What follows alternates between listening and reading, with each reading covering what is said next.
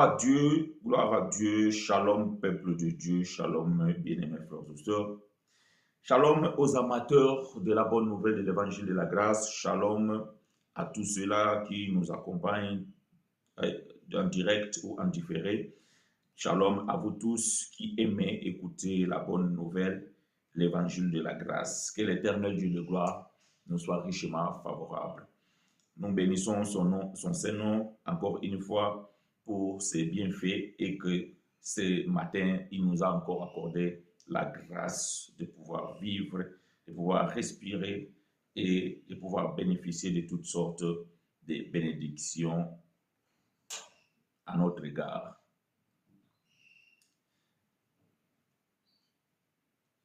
Ce matin, nous allons pouvoir partager, bien-aimés frères et sœurs, sur un thème, bien que chaque année qui passe, chaque fin de l'année, et nous observons les mêmes choses, les mêmes pratiques, et cela aussi fait que nous puissions répéter, que nous puissions aussi réduire ce que nous avons l'habitude de dire, afin de pouvoir réveiller le peuple de Dieu, afin de pouvoir éveiller aussi ceux-là, peut-être qui sont encore dans l'ignorance et qui demeurent encore dans l'esclavage religieux. Voilà pourquoi, bien aimé, chaque année, nous sommes dans l'obligation, je vais dire, de pouvoir rappeler ces choses afin que le peuple ne soit pas confus. Nous allons pouvoir parler sur un thème intitulé « Quand la fin d'année devient un marché spirituel dans les assemblées religieuses ». Quand la fin d'année devient un marché spirituel dans les assemblées religieuses. Il n'y a rien de nouveau sous le soleil, bien-aimés frères et sœurs. La Bible lui dit, ce qui a été, c'est ce qui est, et c'est ce qui sera. Bien-aimés, aujourd'hui nous observons des choses, et si nous faisons l'appel aux ancêtres ou bien les gens qui ont vécu avant nous, nous dirons aussi que dans leur temps aussi, ils ont observé aussi certaines choses dont nous observons aujourd'hui. Voilà pourquoi nous pouvons dire qu'il n'y a rien de nouveau sous le soleil. Et c'est ainsi que nous avons aussi l'obligation de pouvoir dire et de pouvoir faire ce que Dieu a fait au passé, ce que Dieu a expliqué, ainsi aussi, bien-aimés frères et sœurs, ce que nous disons aujourd'hui et ce que nous expliquons aujourd'hui selon la parole de Dieu. Voilà que aujourd'hui, bien-aimés, nous sommes en train de terminer l'année et dans ces fins d'année, bien-aimés, nous pouvons aussi observer que les mêmes rituels, les mêmes pratiques, les mêmes choses qu'on constate chaque année, cela se répète et cela se perpétue. C'est ainsi que lorsque, bien-aimés, nous voyons ces choses, donc nous avons l'obligation de pouvoir aussi alerter et pouvoir dire au peuple de Dieu de ne pouvoir céder aux distractions et surtout pas même à ces choses qui nous pourrissent la vie. Nous sommes dans le livre de bien-aimé frère Jean, l'apôtre, Jean chapitre 2, donc dans son livre biographique, plutôt biographique et historique, chapitre 2, Jean chapitre 2, à partir du verset 13 jusqu'au verset 16.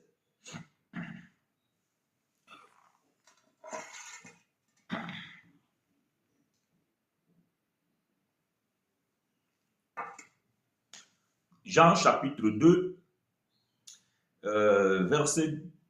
Jean chapitre 2, verset 13 à 16. Donc, nous allons pouvoir lire pour vous et avec vous, et nous bénissons aussi l'Éternel pour votre contributions, c'est là qui ont l'habitude de pouvoir marquer les versets, les écrire. Que l'Éternel vous soit richement favorable. Et nous vous souhaitons à vous tous les bienvenus dans cette école de la grâce. Jean chapitre 2, versets 13 à 16. Je lis pour vous et avec vous. La Pâque des Juifs étant proche, et Jésus monta à Jérusalem. Il trouva dans le temple de vendeurs de bœufs, de brebis et de pigeons, et les changeurs assis. Ayant fait un fouet avec des cordes, il les chassa tous du temple, ainsi que les brebis et le bœuf. Il dispersa la monnaie des changeurs et renversa les tables. Et il dit aux vendeurs des pigeons, ôtez cela d'ici, ne faites pas de la maison de mon père une maison de trafic. Que l'Éternel apporte son soutien à cette écriture. C'est la dernière phrase, bien-aimée, qui nous intéresse aujourd'hui dans cette lecture que nous venons d'effectuer. Il dit aux vendeurs de pigeons, ôtez cela d'ici, ne faites pas de la maison de mon père une maison de trafic. Voyez-vous, bien-aimés frères et sœurs, les assemblées aujourd'hui sont devenues des maisons de trafic. Les assemblées aujourd'hui, bien-aimés frères et sœurs, sont devenues des marchés spirituels. Et nous constatons que ces mêmes gens qui disent et qui déclarent que leurs assemblées, c'est la maison de Dieu, donc ils ont fait de cela aussi un marché lucratif. Qui fait qu'aujourd'hui, bien aimé, on vend toutes sortes de choses dans ces lieux appelés les assemblées, entre guillemets, les églises. Mais nous devons comprendre que cela n'est pas une nouveauté. Voyez-vous, il n'y a rien de nouveau sous le soleil. Cela n'est pas une nouveauté. Et nous allons pouvoir constater à travers les Écritures que même Dieu faisait déjà appel. Même Dieu alertait déjà et prévenait déjà son peuple. Même Dieu s'opposait déjà à ce genre de pratiques et aux gens qui pratiquaient ces choses. Alors, dans ce texte que nous venons de lire ici, nous montre lorsque Jésus était dans la chair sur la terre, il rentra à Jérusalem au moment où le peuple préparait à festoyer ou préparait la fête, la cérémonie, la célébration de la Pâque. Et Jésus rentre à Jérusalem et il se dirige dans le temple qui était considéré à l'époque comme la maison de Dieu. Voyez-vous? Le temple qui était considéré comme la maison de Dieu. Et Jésus va et il va pouvoir y rentrer. Et lorsqu'il arrive, il constate que ce temple qui était considéré comme la maison de Dieu était devenu un lieu de trafic, était devenu un lieu de commerce. Alors, Jésus, la Bible dit, ayant fait un fouet avec des cordes, il les chassa tous du temple, ainsi que les brebis et le bœuf, et il dispersa la monnaie des changeurs et renversa les tables. Et il dit aux vendeurs des pigeons, ôtez cela d'ici, ne faites pas de la maison de mon père une maison de trafic. Aujourd'hui, bien aimé, la maison du Père ou la maison de Dieu, ce n'est plus un temple physique. Ce n'est plus une bâtisse aux quatre murs. Non. Ce qui est considéré aujourd'hui comme une maison de Dieu par certaines personnes, cela n'est pas une maison de Dieu. Mais la véritable maison de Dieu aujourd'hui, ce sont les âmes.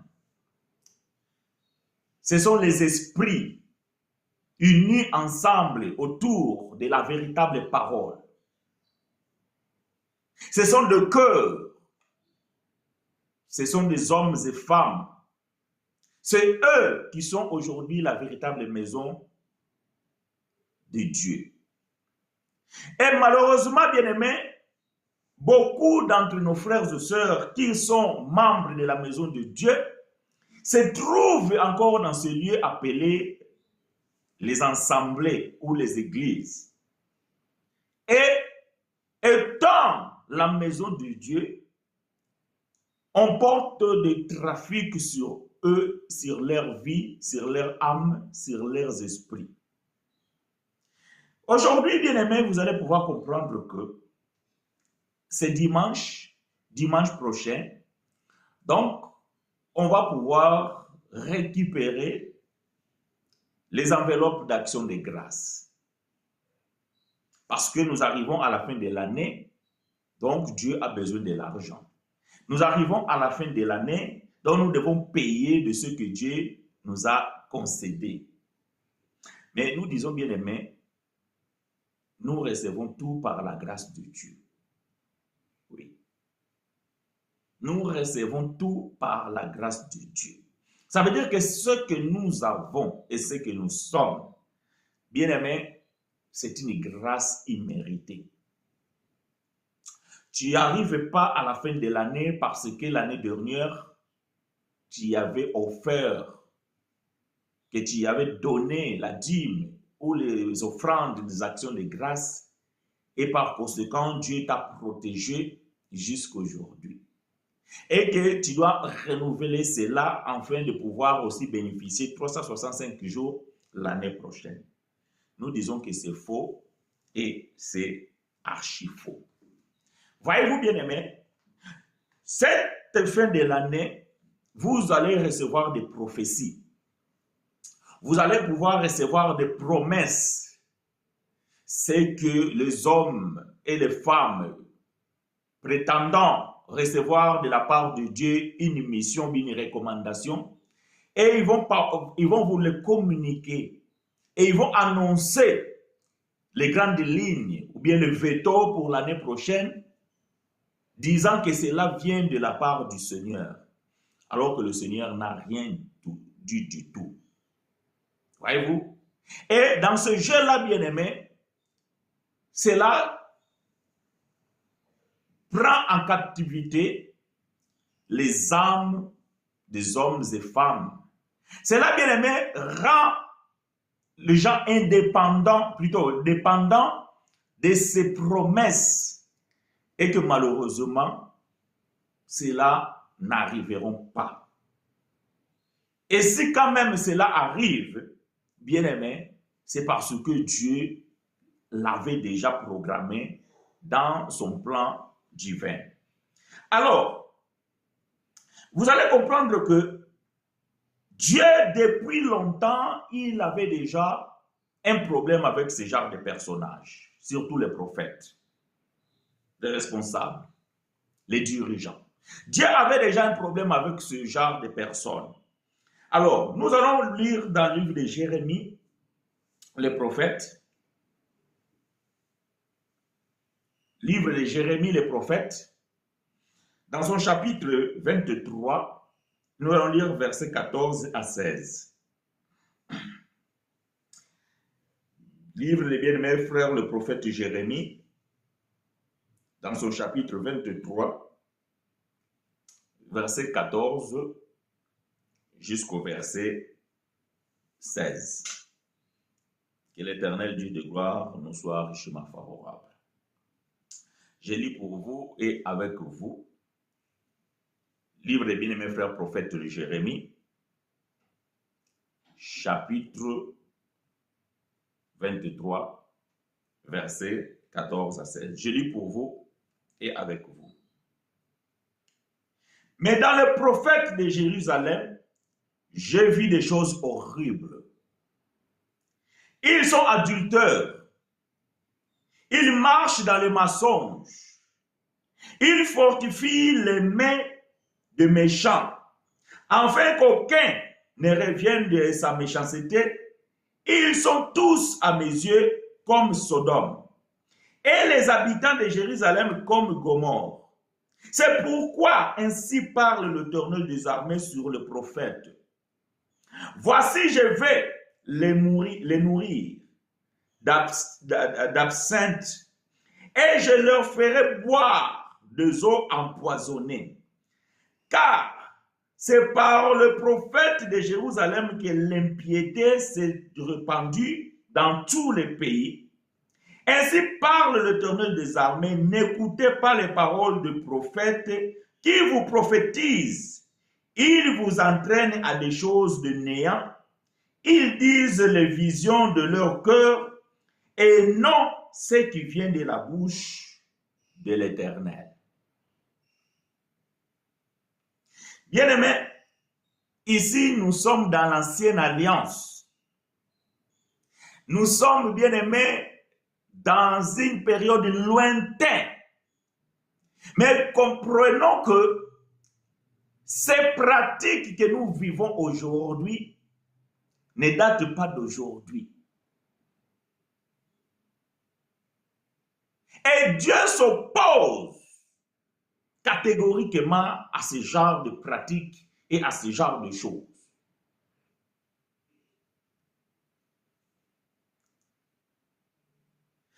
J'ai vu des choses horribles.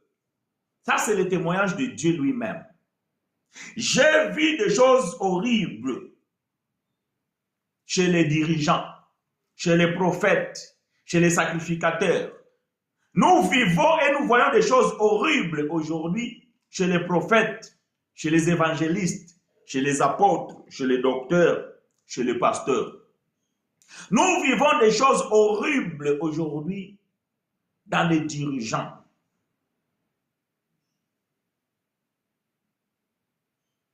Ils marchent dans le mensonge.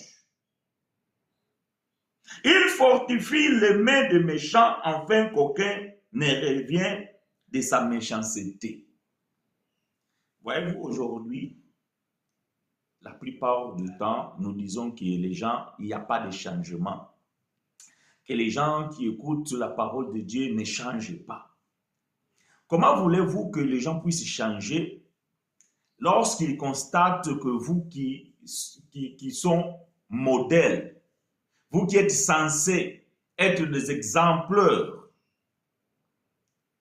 vous marchez dans la cacophonie? Comment voulez-vous que les gens puissent se convertir lorsque les fruits que vous manifestez ne donnent pas sentiment que vous êtes vous-même converti? Comment voulez-vous, bien-aimés frères et sœurs, comment voulez-vous, chers pasteurs, évangélistes, docteurs, prophètes, apôtres, etc., comment voulez-vous que ce que nous disons, cela puisse produire des fruits positifs si nous-mêmes ne sommes pas exemplaires?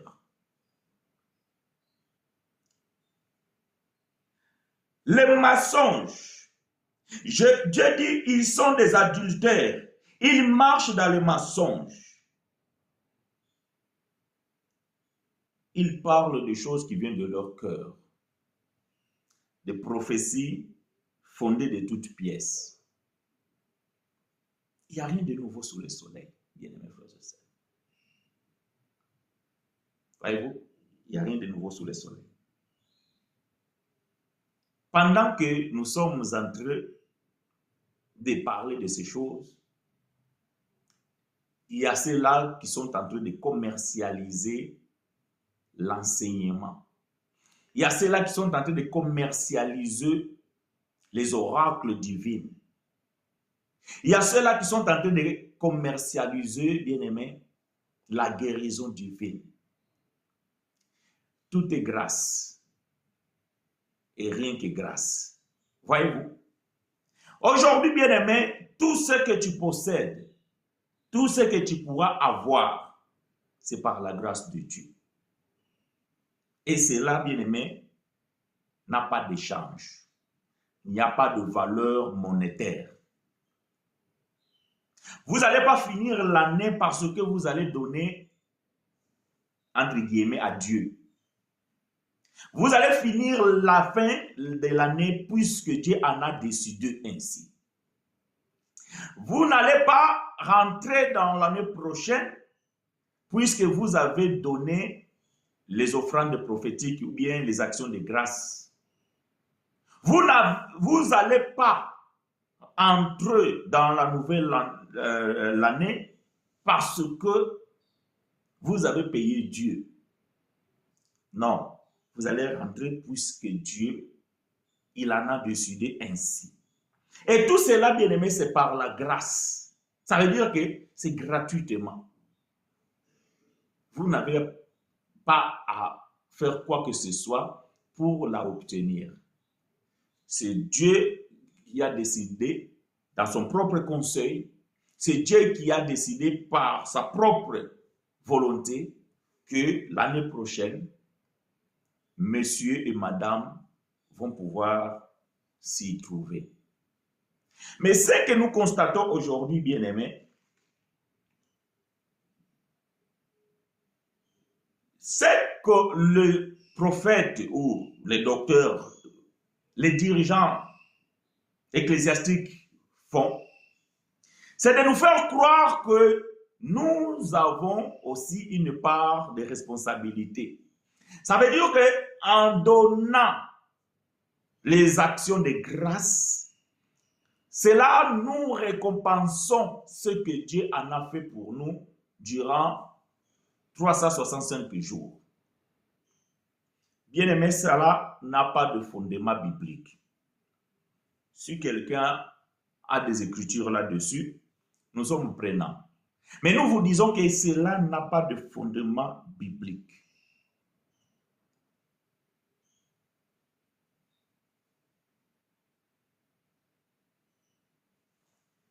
Aujourd'hui, bien aimé, les prophéties qui sont données dans les assemblées, inventées de toutes pièces. Comme si Dieu fait des sélections. Parce que vous allez pouvoir comprendre que dans chaque dénomination ou dans chaque communauté chrétienne, entre guillemets, chaque dirigeant va pouvoir donner une parole prophétique ou une promesse de ce qui va se faire ou bien de ce qui va arriver l'année prochaine. Et c'est là de la part de Dieu, bien sûr. L'autre aussi, il va pouvoir faire une promesse ou bien donner une prophétie à sa communauté. C'est là, bien aimé, toujours, selon eux, venant de la part de Dieu. Maintenant, je pose une question. Si l'année prochaine, tu voyages, ou bien tu déplaces, ou bien tu déménages, et que tu vas ailleurs, et là où tu vas trouver une communauté où la parole qui a été donnée diffère de la parole que toi tu as reçue, là d'où tu viens. Maintenant, quelle est la parole qui doit s'accomplir pour toi? Celle de ton prophète ou bien celle de la communauté où là où maintenant tu te retrouves? Et pourquoi Dieu alors ferait-il cette différence? Parce que à chaque fois que Dieu a promis, il a toujours promis la même chose pour le peuple. Voyez-vous, il a toujours promis la même chose pour le peuple.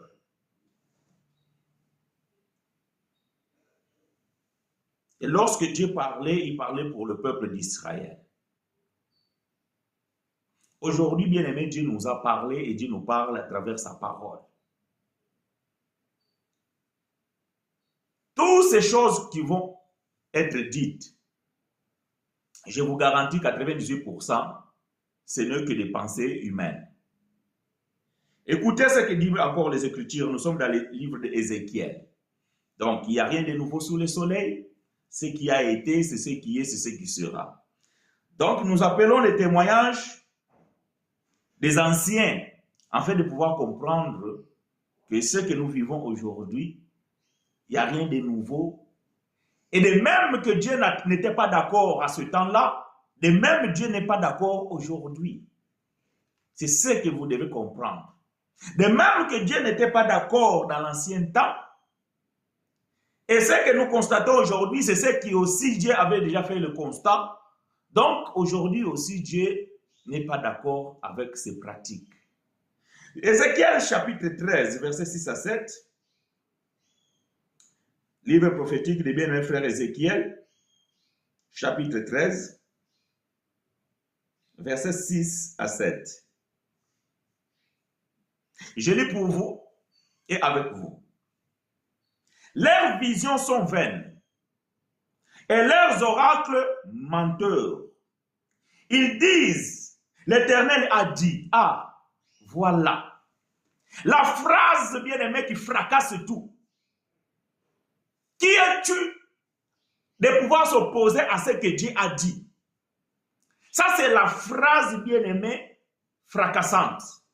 Que lorsque un conducteur, lorsqu'un responsable ecclésiastique sort cela de sa bouche, que Dieu m'a dit, tout le monde doit accepter parce que personne ne s'oppose à Dieu.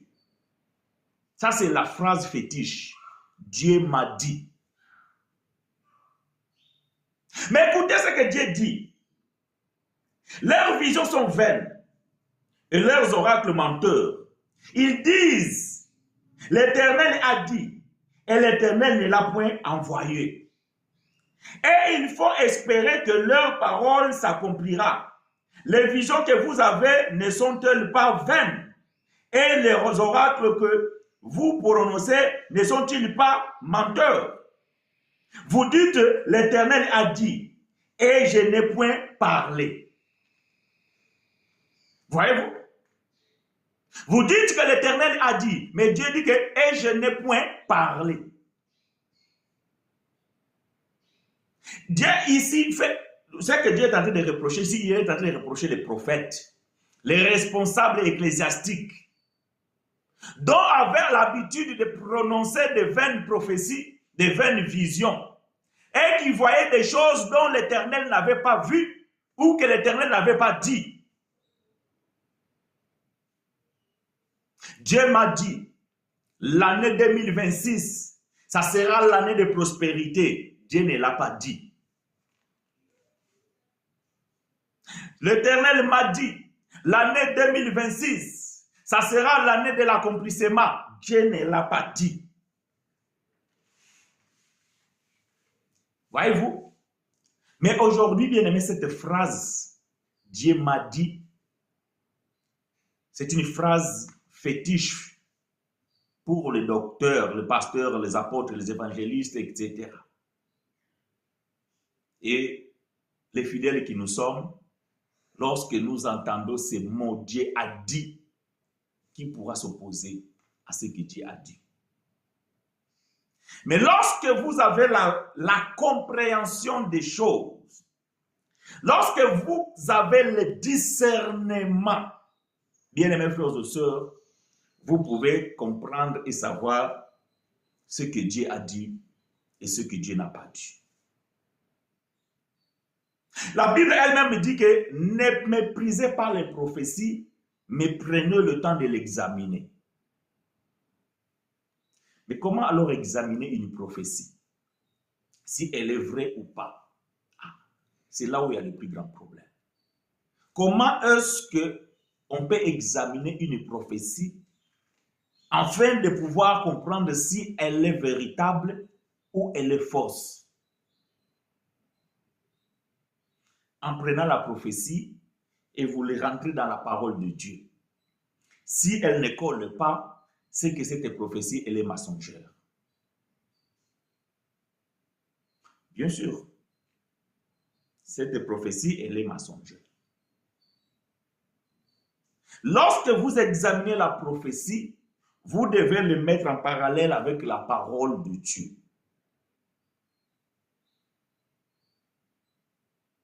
Voyez-vous? Quand quelqu'un vous dit, par exemple, ma soeur, Dieu est en train de me montrer, je vois les mariages. Vous savez, bien aimé, beaucoup de sœurs, quand ils entendent ce genre de choses, mais c'est comme si on leur annonçait quelque chose d'extraordinaire. Bien aimé, le mariage, c'est une évidence. Avoir un partenaire ou bien une partenaire, c'est une évidence. Puisque c'est écrit, il n'est pas bon que l'homme soit seul. Donc, si Dieu a écrit dans ta vie que tu dois vivre avec quelqu'un, donc cela doit s'accomplir. Que les prophètes le disent ou ne le disent pas, cela va pouvoir s'accomplir.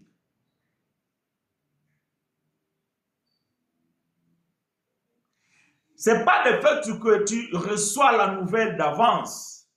Cela pourra changer quoi que ce soit. Mais prenez le temps de l'examiner. Prenez le temps de l'examiner.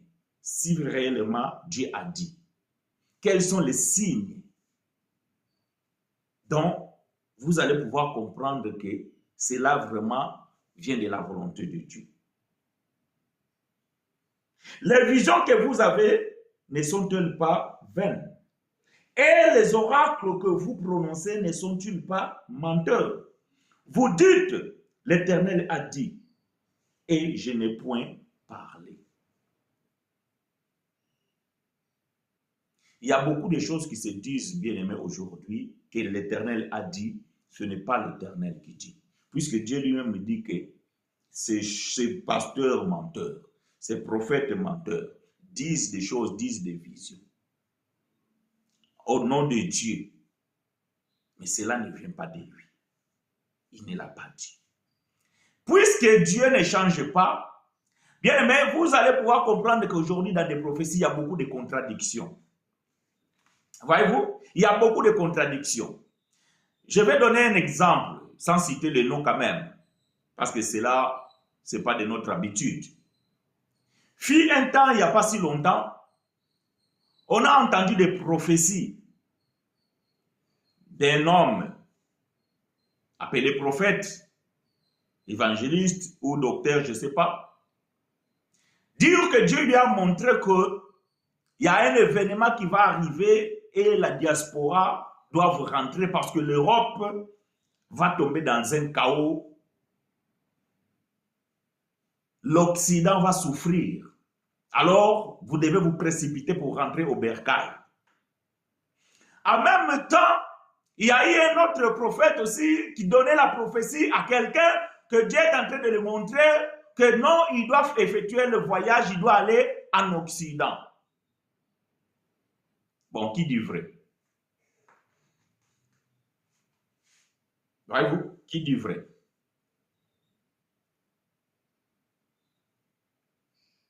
Vous pensez s'il y a quelque chose qui arrive en Occident, l'Afrique va être épargnée? Pas du tout. Prenez le temps de pouvoir examiner. Ce n'est pas parce que ces gens-là, ils parlent de la part du Seigneur que Dieu a dit que cela est vrai. Parce que le prophète dont Dieu parle ici, il parlait aussi de la part de Dieu. Dieu m'a dit. Et Dieu dit que je n'ai point parlé. Je n'ai point parlé. La fin de l'année, bien-aimée, est devenue une marché spirituelle dans des assemblées religieuses.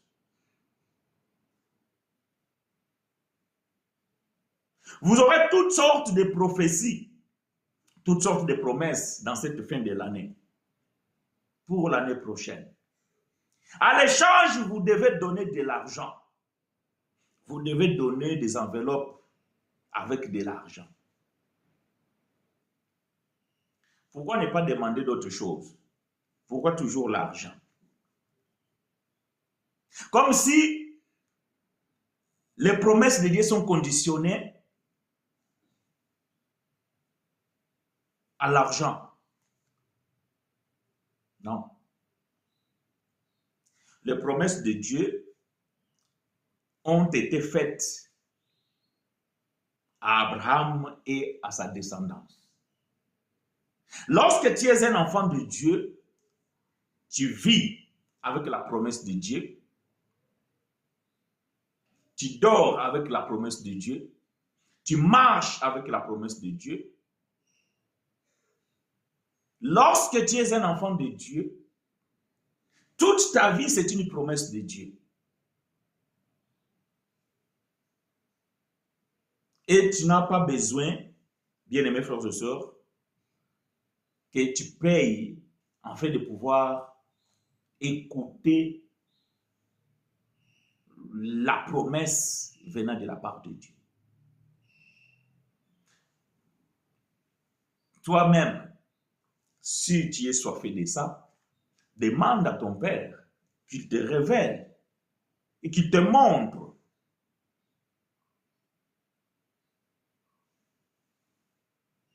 Leurs visions sont vaines et leurs oracles menteurs. Ce n'est pas moi qui le dis. Parce que les gens vont dire, ouais, mais les frères là, ils toujours... Non, moi je ne dis rien. Je suis en train tout simplement de lire ce que Dieu avait déjà constaté dans l'ancien temps. Et nous constatons que les mêmes choses qui se faisaient il y a longtemps, cela aussi se fait ou cela aussi se font au milieu de nous. Et nous avons la responsabilité d'avertir le peuple de Dieu, afin de ne pas tomber, afin de ne pas succomber à ce genre de tentation.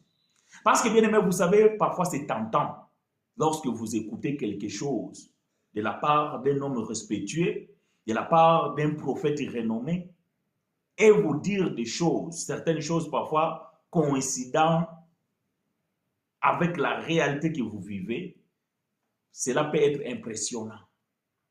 Mais bien aimé, ne vous laissez pas impressionner avec des mots, avec de telles paroles. Vous devez vous-même prendre le temps d'examiner et de pouvoir comprendre si cela est vrai ou faux, si cela est vain ou mensongère. Voyez-vous? L'enseignement plus prophétie conditionnée par l'argent. Les enseignements d'aujourd'hui, les prophéties d'aujourd'hui sont conditionnés par l'argent. J'ai regardé une affiche séminaire, c'était marqué comment? Séminaire de couple.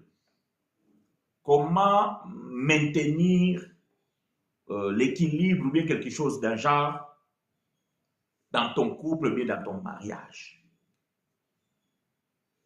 Droit d'entrée, $50. Waouh! Je me suis posé des questions. Que pourra dire cet homme-là ou bien ce couple-là, parce que c'est un couple entre guillemets pastoral, afin de maintenir un couple sans histoire, sans confusion, sans querelle, jusqu'à la mort. Et dont vous devez payer $50. Je me suis posé juste cette question. J'ai dit, mais waouh, si ces gens-là ont un pouvoir, de pouvoir inculquer de valeurs, et le couple ne soit pas déstabilisé tout au long de leur vie, alors dans leur communauté, le divorce ne peut pas exister. Dans leur communauté, des querelles, des confusions, des disputes ne doivent pas exister. Parce que si vous faites payer un conseil, ou bien, je ne sais pas, un enseignement où vous avez un secret qui peut faire que vous pouvez tenir un couple sans qu'il y ait de problème, c'est extraordinaire. Voilà pourquoi vous les valorisez au prix de $50 la séance. Mais que pourraient dire ces gens dont la parole n'a pas dû. Que pourraient dire ces gens-là dont Dieu n'a pas conseillé dans sa parole?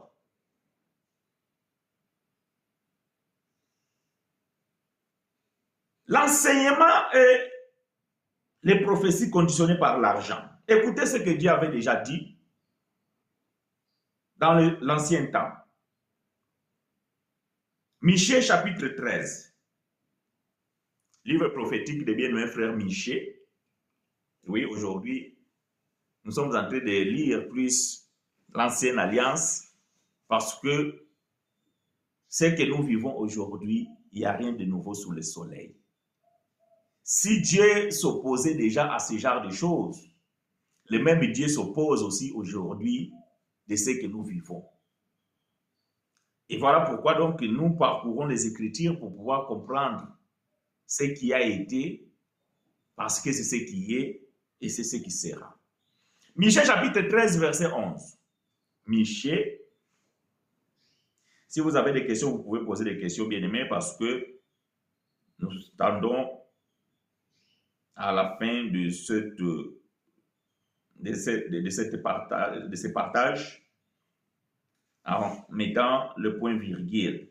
Et si vous avez des questions, donc n'hésitez pas de pouvoir poser vos questions. Michée chapitre 13, verset 11, je lis pour vous et avec vous.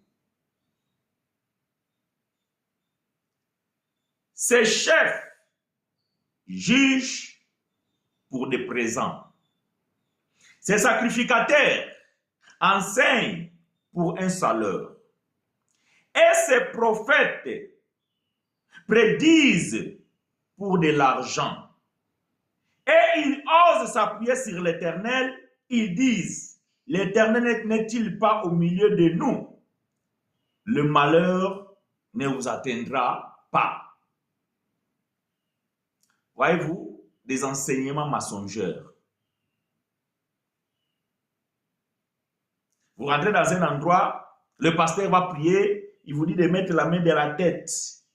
Parce que en mettant la main de la tête, c'est la couverture du Seigneur. Et en sortant de ce lieu-là, il n'y a rien qui va pouvoir vous arriver. Il n'y a rien qui va pouvoir arriver. Quelque temps après, en sortant, ils reçoivent la nouvelle qu'il y a un des frères qui a été accidentellement mortel, qui est mort accidentellement. Alors qu'il vient de sortir dans un endroit où le pasteur avait dit de mettre la main dans la tête parce que c'est là appelé la couverture de Dieu. Que le malheur ne vous atteindra pas. Voilà ce genre de promesses qu'on vous donne. Mais voilà ce que Dieu dit.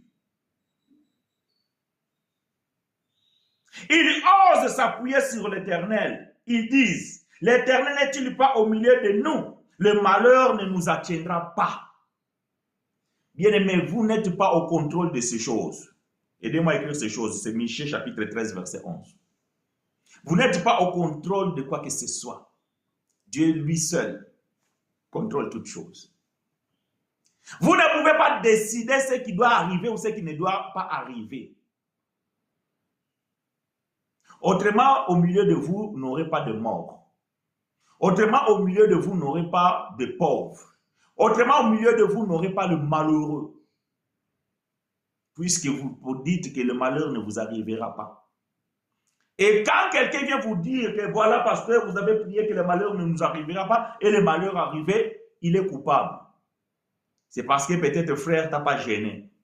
C'est parce que peut-être tu n'as pas donné l'offrande d'action de grâce. C'est parce que peut-être frère, tu n'as pas prié. C'est parce que peut-être frère, dimanche, tu n'étais pas là à l'église. C'est peut-être parce que dans la semaine, tu n'étais pas dans le culte hebdomadaire. Donc tu es coupable de ce qui est arrivé. Tu es coupable de ce qui t'arrive. Ce n'est pas le problème du pasteur. Le pasteur, lui, il a donné une parole qui vient de Dieu et cette parole ne peut pas faillir.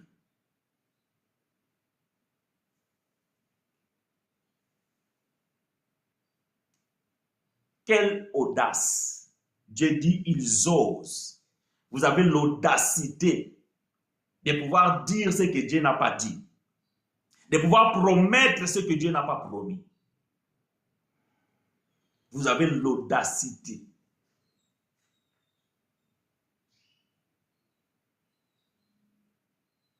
Vous vendez les enseignements, les prophéties à l'échange de l'argent. Ces chefs jugent pour des présents. Ces sacrificateurs enseignent pour un salaire. Et ces prophètes prédisent pour de l'argent. Ce que Dieu n'a jamais recommandé. Quelque chose que Dieu a toujours, s'était toujours opposé. Et vous pensez qu'aujourd'hui, dans la grâce, Dieu va pouvoir encore accepter ces choses. Est-ce que vous pensez, frère Louis, c'est Michée chapitre 13. C'est bien ça? Attends que je vérifie. C'est Michée chapitre 13, je pense.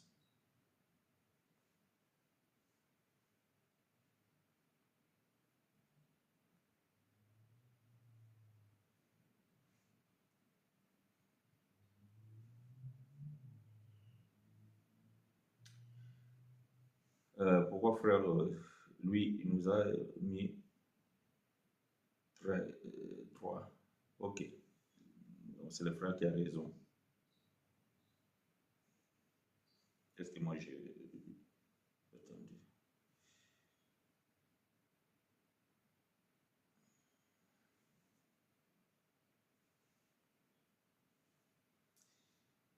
Oui. Merci, frère Louis. Que Dieu te soit favorable. C'est Michée chapitre 3. Autant pour moi.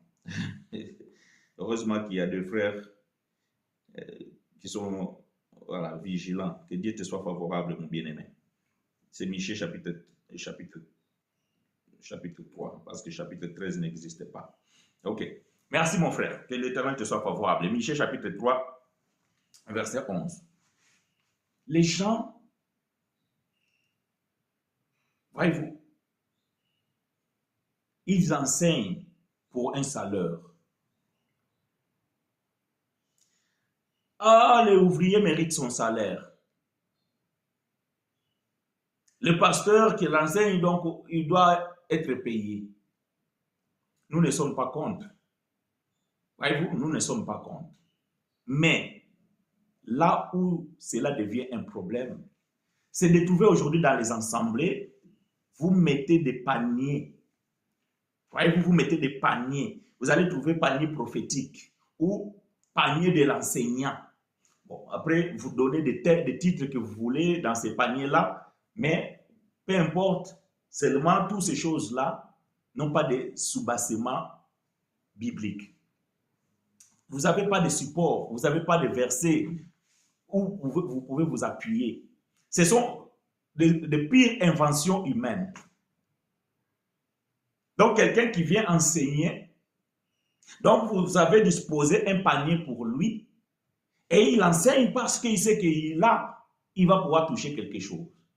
Et malheureusement même pour vous, quand vous allez faire le choix, puisque vous n'êtes pas riche, vous n'avez pas beaucoup d'argent, et peut-être que vous n'avez pas beaucoup de billets, et vous avez peut-être juste un seul billet, et que vous voulez offrir.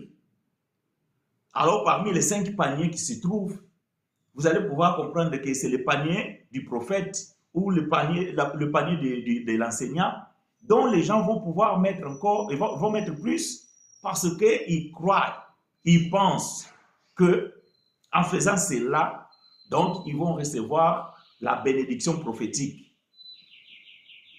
Parce que vous croyez quand vous offrez à un prophète, donc vous recevez aussi la bénédiction du prophète. Donc, ils enseignent pour de l'argent. Mais Dieu reprochait déjà ces choses-là. Il dit que les prophètes prédisent pour de l'argent, les sacrificateurs enseignent pour un salaire, et ils osent s'appuyer sur l'Éternel. Ils disent, l'Éternel n'est-il pas au milieu de nous? Il n'est pas au milieu de vous. Ah non, il n'est pas au milieu de vous. Quand vous êtes dans le mensonge, l'Éternel n'est pas au milieu de vous. Parce que la présence de l'Éternel, c'est la parole véritable. Lorsqu'il n'y a pas la vérité de la parole, c'est que Dieu n'est pas au milieu de vous. Dieu se manifeste dans la vérité de sa parole. Et lorsque la parole véritable ne s'y trouve pas dans un lieu entre guillemets appelé église ou bien assemblée, c'est que Dieu n'est pas là. Vous efforcez de le dire, que l'Éternel n'est-il pas au milieu de nous. Donc quand vous... il y a une vidéo qui circule d'un homme disant que lorsque vous offrez à l'église, vous êtes des partenaires. C'est quoi le mot qu'il a utilisé? Vous êtes un mot déjà comme ça, vous êtes des partenaires du ciel. Mensonge. Voyez-vous, mensonge. Vous n'êtes pas les partenaires du ciel. Le ciel n'a pas besoin de votre argent. Dieu n'a pas besoin de votre argent. L'argent, c'est quelque chose pour la vie terrestre. Là au ciel, Dieu n'a pas besoin de l'argent. Vous êtes séduit par ce genre de personnes. Vous êtes séduit par ce genre de discours. Mais Dieu dit que tout cela, ce sont des mensonges. Et Dieu s'oppose. Dieu s'oppose. Et si malheur doit arriver, arrivera. Ce n'est pas parce que vous offrez, ce n'est pas parce que vous avez donné l'offrande, ce n'est pas parce que vous avez fait le don, ce n'est pas parce que vous avez fait les offrandes prophétiques ou les actions de grâce que le malheur ne pourra pas vous atteindre la fin de cette année ou même l'année prochaine.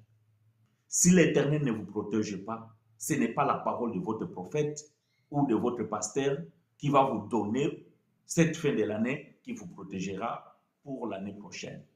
Si l'Éternel ne vous guide pas, ce n'est pas la parole donnée par votre prophète qui vous guidera l'année prochaine. C'est lui qui compte tes pas, c'est lui qui observe tes pas. C'est l'Éternel lui-même. Voyez-vous?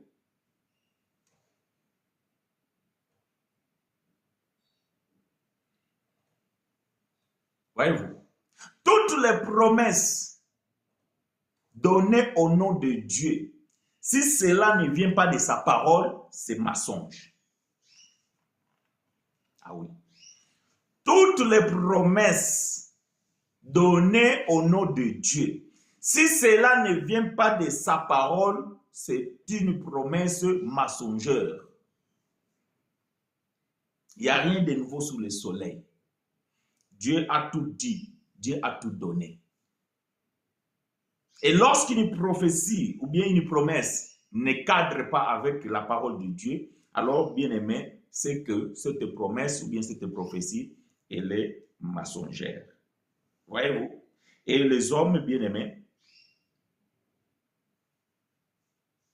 aujourd'hui, ils n'ont que ça dans la bouche, les mensonges.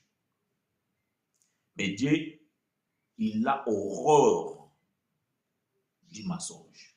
Dieu haït le mensonge, s'oppose au mensonge. Voilà ce qu'il dit dans le livre des Proverbes. Proverbes chapitre 12.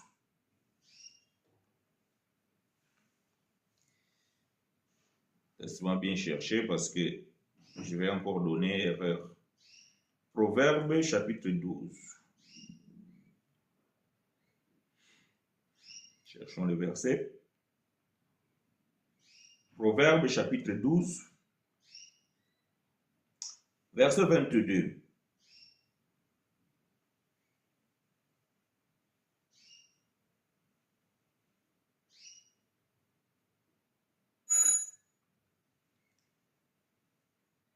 Les lèvres fausses sont en horreur à l'Éternel,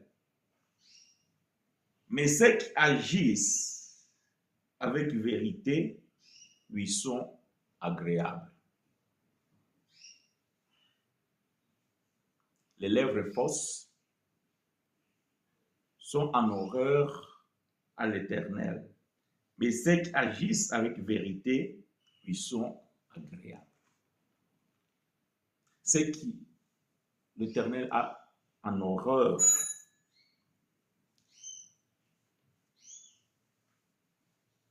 C'est les mensonges.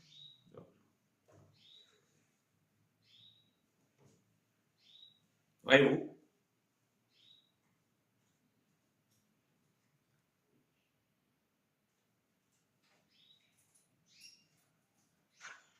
Les lèvres fausses, ce que les gens prononcent, ce que les gens disent. Ce que les gens prononcent, ce que les gens disent. Lorsque cela n'est pas vrai, c'est une horreur pour l'Éternel. Voyez-vous? C'est ce qu'aujourd'hui nous observons. Les gens parlent, les gens annoncent, les gens prophétisent, les gens promettent des choses qui ne sont pas vraies, des choses qui n'arriveront pas, des choses dont l'existence n'aura pas lieu. Voyez-vous, l'existence n'aura pas lieu. Malheureusement, ceux qui accompagnent, ceux qui entendent ces choses, aveugles qui sont ou ignorants, ils applaudissent, ils embrassent, ils acceptent. Malheureusement, bien-aimés, vous avez peut-être des choses plus importantes à faire ou à comprendre. Mais vous allez vous attacher aux fausses promesses. Vous allez pouvoir vivre dans une espérance mensongère. Et lorsque la déception arrive, il est trop tard. Parfois, vous ne pouvez même pas vous remettre. Pourquoi? Parce que vous êtes sous la malédiction. Ainsi dit la parole. Maudit soit celui qui se confie à l'homme. Confiez-vous à l'Éternel et à sa parole. Oui, ces hommes-là, ces femmes-là, prétendant être des serviteurs de Dieu, mais ils ne sont pas de Dieu. Voyez-vous? Prétendant être de Dieu, mais ils ne sont pas de Dieu. Ce n'est pas parce que la personne est pasteur, appelé pasteur, prophète, docteur, dad, je ne sais pas quoi, que tout ce qui sort de sa bouche est vrai. Dieu m'a dit, Dieu n'a pas dit. Vous ne trouverez pas dans la Bible où Dieu a recommandé que chaque fin de l'année, vous devez demander des actions de grâce. Chaque fin de l'année, vous devez promettre les choses qui vont arriver. D'ailleurs, je vais dire une chose. Savez-vous que la Bible que nous lisons, cette Bible a été dirigée pour Israël. Est-ce que vous savez que la Bible que nous lisons, la majorité des écrivains sont des Israélites? Maintenant, savez-vous que les calendriers juifs diffèrent du calendrier grégorien ou romain, ce que nous avons? Parce que pendant que nous sommes en train de dire nous arrivons à la fin de l'année, mais les Hébreux dont la Bible a été donnée, leur fin de l'année, ça va être pour nous l'année prochaine. Ça veut dire vers entre mars et avril. Maintenant, de quelle fin de l'année vous devez apporter les actions de grâce? Celles des Romains ou celles des Juifs? Est-ce que les actions de grâce, c'est vraiment l'argent que vous devez amener à un homme ou bien à une femme. Parce que c'est lui qui connaît l'adresse de Dieu pour lui amener. Parce que Dieu bien-aimé ne mange pas l'argent ou il ne consomme pas, il n'utilise pas l'argent dont vous amenez dans les assemblées. Les enveloppes des actions de grâce. À l'échange, vous attendez que Dieu prononce, que Dieu parle. Dieu n'a point parlé et Dieu ne parlera pas. Pourquoi? Parce que il a déjà tout dit dans sa parole. Il a déjà tout dit dans sa parole. Ce que vous attendez là, la nuit des traversées, ça veut dire le 31 décembre au 1er janvier, que le pasteur donne les grandes lignes, ce qui va arriver, quelle est la parole que Dieu a donnée comme directive. Ce n'est que des pensées humaines et mensongères. L'année est en train de se terminer. Vous qui avez reçu cette promesse de l'année dernière, vous pouvez faire le bilan et se dire de ce que vous avez entendu de la parole d'un homme de Dieu ou d'une femme, est-ce que vous avez vu cela s'accomplir? Oui. Si cela s'est accompli, est-ce que cela dépendait de cette personne? Loin de là. Je répète, ne vous confiez pas aux hommes, puisque vous serez malheureux et maudits. Confiez-vous à l'Éternel. C'est lui qui protège votre pas. Vous allez finir cette année, c'est parce que Dieu a voulu. Vous allez commencer l'année prochaine parce que Dieu a voulu. Et c'est lui qui est au contrôle de toutes choses. À l'échange, il ne vous demande pas de l'argent. Il ne vous demande pas d'amener les enveloppes d'action de grâce. Il vous demande la fidélité à sa parole. C'est tout ce que Dieu vous demande. Restez fidèle à sa parole. Marchez dans la crainte de l'Éternel. Observez sa voix. Et vous serez heureux et heureuse. Le reste, bien-aimé, ce n'est que des promesses vaines. Combien même peut-être qu'on te promet quelque chose pour l'année prochaine, cela arrive. Et l'année d'après.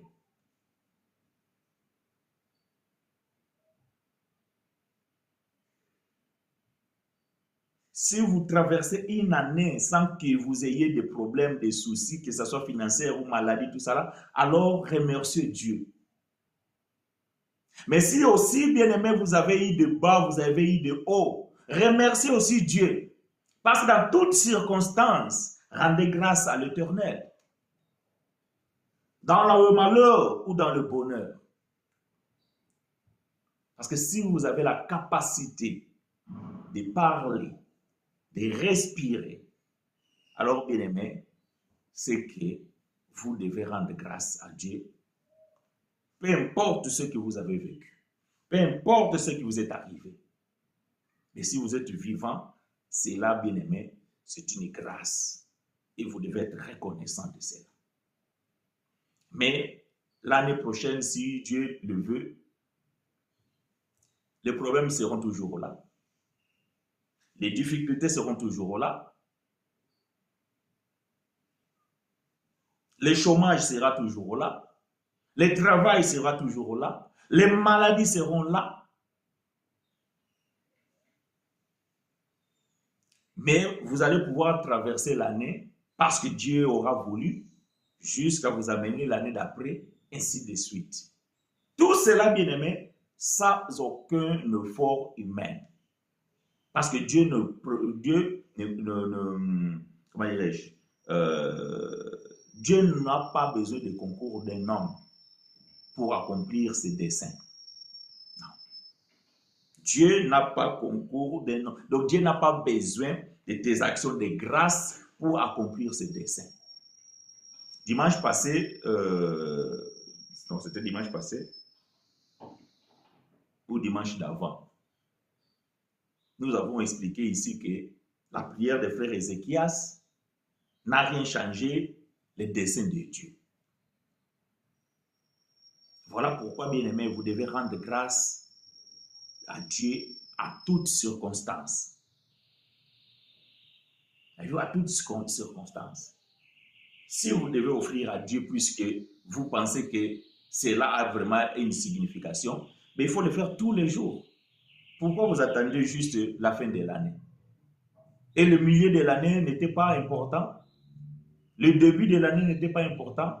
Les autres mois n'étaient pas importants. Mais faites-les tous les jours. Faites-les tout le temps. Donnez l'argent à Dieu si vous pensez que vous êtes en train de bénéficier ses faveurs à travers votre argent. Donnez-lui l'argent tous les jours. Bien aimé, je répète, je l'ai dit. L'argent dont vous donnez à ces gens-là,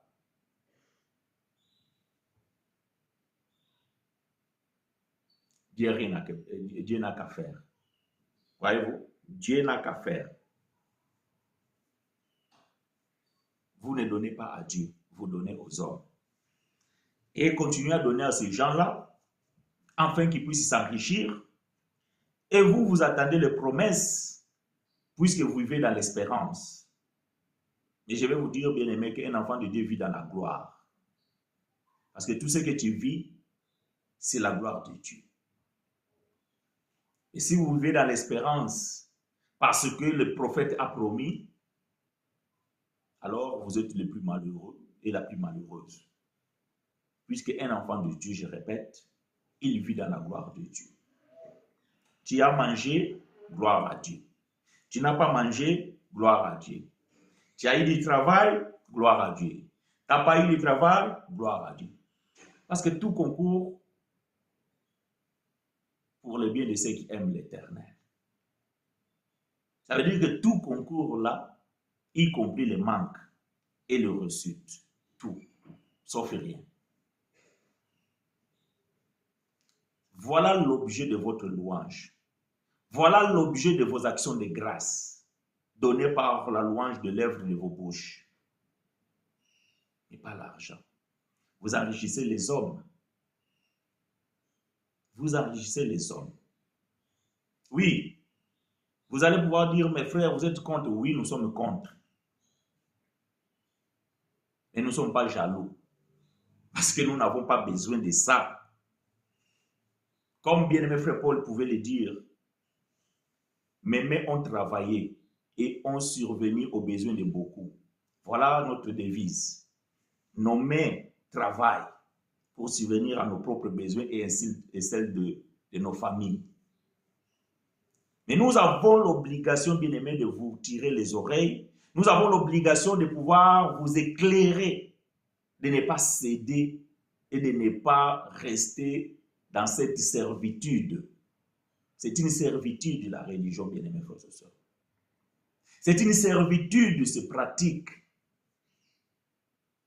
Il y en a même parfois, donc, vous n'avez rien, mais vous allez devoir vous débrouiller parce que vous craignez que si vous ne faites pas cela, alors votre année va mal se finir ou l'année prochaine va mal commencer. Vous vivez par la peur de ne pas reçu.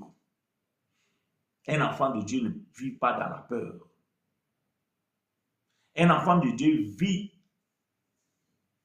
dans la gloire de Dieu en se disant que tout ce que j'ai, c'est Dieu.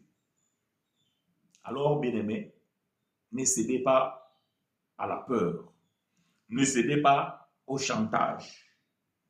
Comprenez bien, bien-aimés, tout simplement que chaque fin de l'année, bien-aimés, c'est un marché spirituel dans les assemblées. Chaque fin de l'année, dans les assemblées bien-aimées, nous constatons un trafic, le business, un marché spirituel. Malheureusement, beaucoup ignorant ou peut-être envoûté, il cède à ces choses. Et cela, bien aimé, fait que lorsqu'il y a le demandeur, donc il y aura aussi beaucoup de fournisseurs. Parce que si un vendeur, personne ne l'achète, il arrêtera son commerce. Et puisqu'il y a les acheteurs, voilà pourquoi nous trouvons des commerçants. Mais les commerçants de la parole, venez et achetez gratuitement, puisque la parole de Dieu, elle est gratuite. Bien-aimés frères et sœurs, que l'Éternel vous soit richement favorable. Encore une fois, nous avons voulu avertir. Si chaque année nous répétons les mêmes choses, c'est parce que chaque année nous constatons la prolifération des choses dont l'Éternel a défendu déjà dans l'ancien temps. Et c'est le même Dieu aujourd'hui aussi qui vient pour pouvoir nous dire qu'il n'est pas d'accord avec ce qui se pratique aujourd'hui. Voilà, bien-aimés, ce que nous pouvions partager avec vous. Que Dieu de gloire nous soit richement favorable. Nous allons pouvoir remercier Dieu de ce qui nous a accordé cette grâce, cette belle journée. Et pouvoir lui dire un grand merci. Parce que lorsque, bien-aimé, vous dormez et vous vous réveillez le matin, ce n'est pas le fruit des hasards. Ce que Dieu a voulu. Et donc, la raison pour laquelle nous avons aussi, bien-aimé, cette obligation de reconnaître ses bienfaits et par le louange. Alors,